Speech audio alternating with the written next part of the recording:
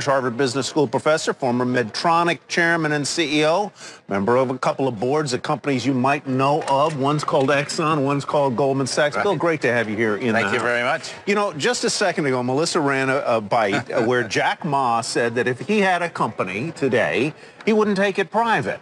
You know, if you had a company like Jack Ma's company, successful, fast-growing, you serve on public company board, would you take it public today? I think a lot of people are thinking long and hard about whether to go to public because of the pressure of short-term investors. And that's why you see, Tyler, a lot of them go for 2 voting classes stock.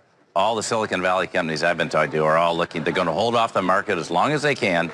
And when they finally go public to get better share distribution, better monetization, they're probably going to go with 2 voting. Now, in governance terms, that's bad, but I actually understand why they're doing it. I actually think it's probably a wise thing. They have the voting shares, and they then control the company as if it were a private company. Because they're looking for long-term objectives. I think public companies today, you saw what Mike Dell went through. It's very hard to go from public to private if you're really large and have a large market cap. So I don't think you'll see a lot doing that. But I think you see more newer companies holding off the market and then going public at the last minute. That changes then the idea of growth in the IPO market if these are much more mature companies coming to market as opposed to, say, 10 years ago. I think it definitely does. I don't think that's all bad. I think these companies need to mature a little bit, maybe under the watchful eye of private equity people and venture capitalists. A guy like Mark Andreessen, if he's watching you, you're going to be a lot better off.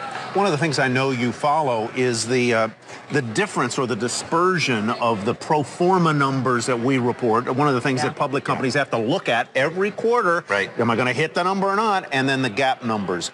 And you're a big believer in transparency and explaining to shareholders what the earnings really come from. Yeah, if you just look at reported, you're going to get a distortion of currency, of acquisitions, of one-time write-offs, regulatory costs. I think you have an obligation to do the GAAP numbers and to say what is the real number, adjust for acquisitions, adjust for divestitures, but particularly the currency, because no one's quite getting that. And I think we need to look at the real numbers and then look at organic growth. Same-store sales. If you're in the beverage business, what's your actual case sales? Look at the real numbers, but then give a track back to the reported numbers. Is a widening gap between the 2 numbers a troubling sign at all? Should investors be concerned that these 2 sets of numbers are getting farther and farther apart? Potentially. I think if there's a lot of rationalization, and you know, regulatory costs are real costs, so we shouldn't fully discount that.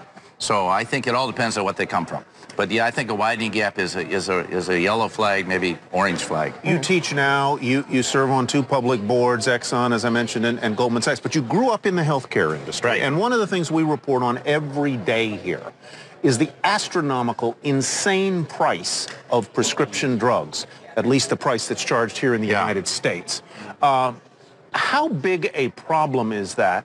How inevitable is a huge and potentially society-rending collision over the price of these drugs, which may or may not be able to save lives, certainly can improve quality of life, and the collision between the people who can afford it, the people who can't, the insurers who don't want to pay for it, and the drug companies that price at $75,000 or $80,000 a month? I think it's a huge problem, and I think they really need to moderate their prices. I've just watched these increases. I'm very concerned about it. It's a question of access. Who can get access to drugs they need to save their life? There's nothing about cancer, Tyler, that suggests it's only for people that have the money.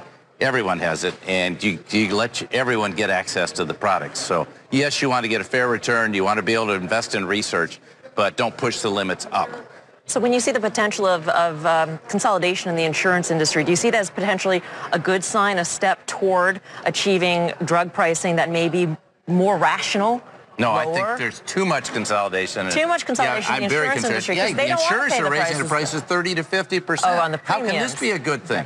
You know, this is very worrisome to me. Just don't take advantage. Next thing you need a round of regulation. I don't want to see more. I'm not pro-regulation. I just think you want to modulate it and not push the limits, but make sure people get access to it. All right. So that's really important. Bill, well said. Thank you very much. Great to be with you. We've got a little breaking news we're going to go to now. I know you got a book there. It's called True North. Pick it up. It's good.